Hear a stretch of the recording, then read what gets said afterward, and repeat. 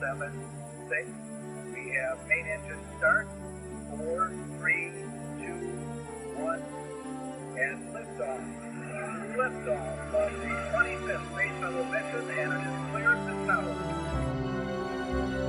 The shuttle mission is now on the way after more delays than NASA cares to count. This morning it looked as though they were not going to be able to get off.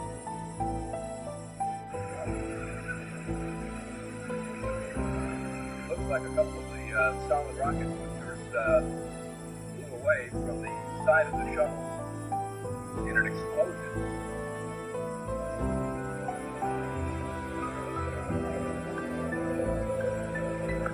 Flight controllers here looking very carefully at the situation.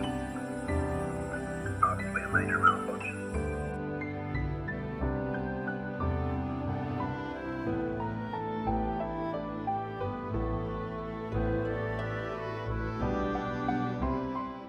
Can you please explain to us what the Challenger project was? The Challenger project. Well, the Space Shuttle Challenger was part of the overall the Space Shuttle program.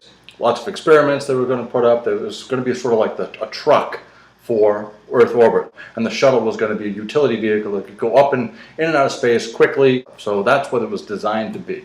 The Challenger was unique because because the space travel started to get pretty routine at this time, so they started to do these experiments. Let's put normal citizens in space and really bring everybody into the space program. So Challenger had 7 astronauts on it, and one of them was a teacher from Manchester, New Hampshire. Her name was Krista McAuliffe, and she was selected huge national search, and she was obviously the coolest teacher on the planet.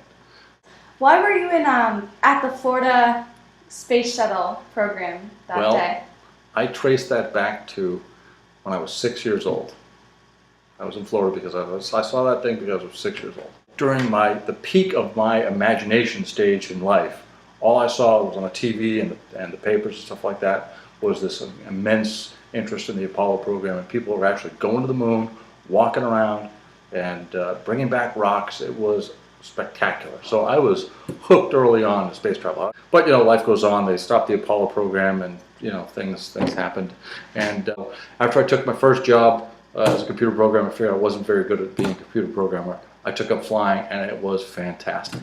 So then I had a decision to make. You can't really fly here in Massachusetts and get all your ratings and train because of the weather. It's kind of difficult because of low clouds and all the rest of that stuff. So you're looking for places with lots of sunshine so you can get a lot of flight hours and train. Florida and Arizona were the 2 options. Embry-Riddle was a better school, but Florida was close to the spaceships. I went to Florida.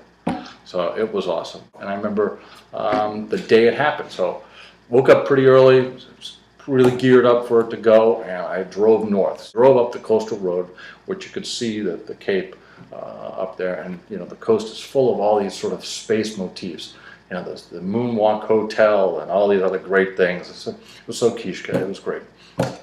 And it was bone-crushing cold. I mean, hat, gloves, boots on, in my car because my heat didn't work, but it was ice cold, and it was in the 20s. Got to Patrick Air Force Base, and I kept on looking for a good place to park, and then I noticed there was a whole bunch of people on this small little beach clustered around with all their cars parked. Some people were standing outside, some people were sitting in their cars, but it was right next to the Air Force Base, and there were a whole bunch of airmen out there, so I figured they knew exactly where to stand to watch the launch. So I pulled in, got out of my car, and it was bone-crushing cold. Got back into my car, it still wasn't any better.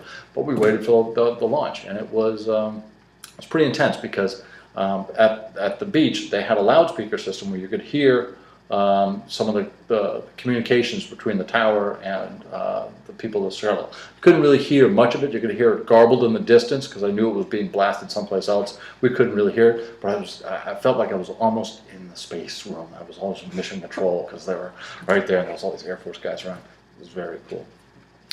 So when the shuttle went up, it was everyone gathered around. We listened to the countdown on the radio, and up it went, and it blasted off, and it was amazing because I saw the shuttle go up and turn and bend off.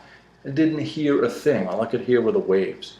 And about 2 minutes later, all of a sudden the sound came in. It was more like just sort of concussion waves, like And it was great. That was probably the most exciting thing I ever heard. It was this huge rocket blasting into space, and it took minutes for the sound waves to blast in there. It was like, whoa, whoa, whoa, whoa, whoa. It's like, oh, so glad I'm in Florida watching rockets. This is great. I'm definitely going to be an astronaut. I got to figure out how. This is great. So we watched the shuttle go up, it turn out, and everyone's going like this, and we're all sort of quiet, no one's really talking to each other. And then, poof, the big white cloud, and then the two streamers of the solid rocket boosters went off in the distance. And I was like, huh, boy, that looks a lot different in person than it does on TV. That is amazing.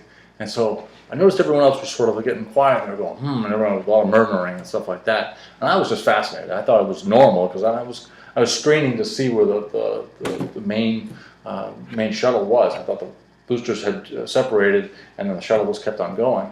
And then I heard a woman in the back row. She was at her car, and she was saying, "Oh Lord, oh Jesus, oh Lord, oh no." And we all sort of clustered around. Everyone sort of went back and clustered around her car, and we listened to the guys announce that the shuttle had exploded, and it was a major malfunction. And it was a national disaster. People were shocked. I was shocked. Everyone was shocked. It was pretty amazing. I remember calling Mom immediately when I got back to my room.